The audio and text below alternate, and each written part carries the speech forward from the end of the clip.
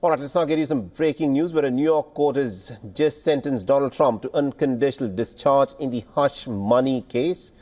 The judge who was presiding over the case has imposed no jail or fine on the U.S. president-elect. But the sentence places the judgment of guilt on the president-elect's record for the first time in the entire trial. Donald Trump spoke after joining the hearing via a video conference. The Republican leader, who did not testify during the trial, said that he was unfairly treated. Now, Trump, remember, was convicted last year on 34 counts of falsifying business records. Trump has denied any wrongdoing, claiming that the case is part of a political witch hunt and is pledged to continue with his appeals and legal challenges. All right, now to give us more updates on this, we're joined by our correspondent Susan Tehrani, who's joining us from New York over the phone line. Susan, you've of course been tracking this case very closely. The sentence that has been read out is on expected lines. Give us a sense of what this now means for the American president-elect, and does it have any impact at all? How does he intend to take this forward?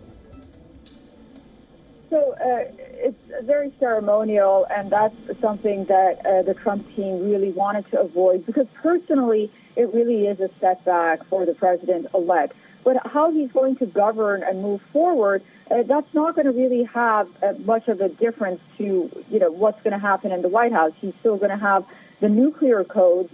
He's going to be possibly the most powerful person in the world, but on the other hand, he's a convicted felon, and convicted felons here in the United States lose some rights. For example, he can't himself own a firearm now moving forward. But also, the things that he was accused of, I think legal experts are looking at and saying, well, if they were so serious, how is it that, he was just sentenced really with not anything, not even a slap on the wrist? Unconditional discharge basically means that those 34 counts weren't as important as they should be, or else the judge, the legal system would have upheld it. So, there's sort of this discrepancy right now moving forward, and how the law is going to be interpreted. Nonetheless, the president-elect was very quick in saying that his conviction is, quote-unquote, a disgrace to the system.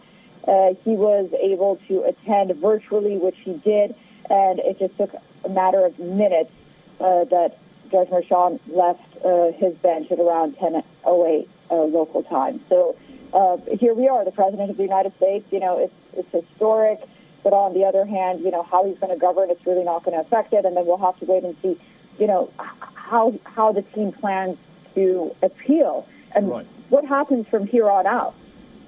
Indeed. That's going to be very interesting to see as to how Donald Trump, of course, gets back. He said that he'll appeal this. We live in unprecedented times. It's unprecedented that we have a convicted felon will be taking charge as the President of the United States of America. Thank you very much indeed, Susan Tehrani, for joining us from New York and getting us all those details there. For all the latest news, download the WION app and subscribe to our YouTube channel.